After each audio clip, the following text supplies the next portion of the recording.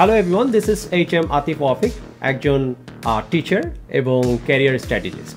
Netcom Connect পডকাস্টে আমি আসছি আপনাদের সাথে সরাসরি কথা বলতে।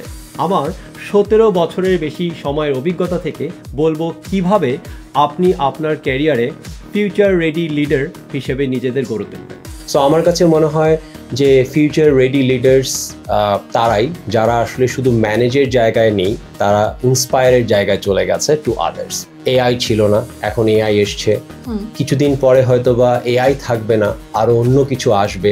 সো এই যে চেঞ্জেসগুলো যত দ্রুত ওনারা অ্যাডাপ্ট করতে পারবেন, তত দ্রুতই কিন্তু ওনারা আসলে আরেকজনকে ইন্সপায়ার করতে পারবেন।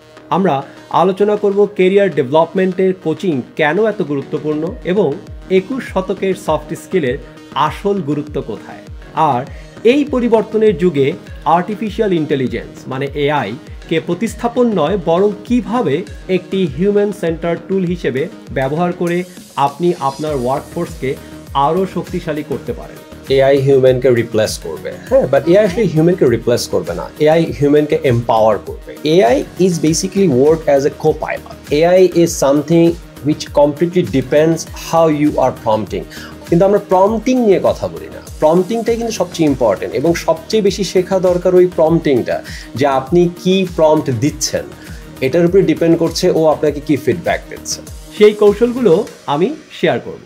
পডকাস্টটি দেখতে চোখ রাখুন নেটকম লার্নিং বাংলাদেশের সোশ্যাল মিডিয়া প্ল্যাটফর্মগুলোতে। দেখা হচ্ছে সবার সাথে।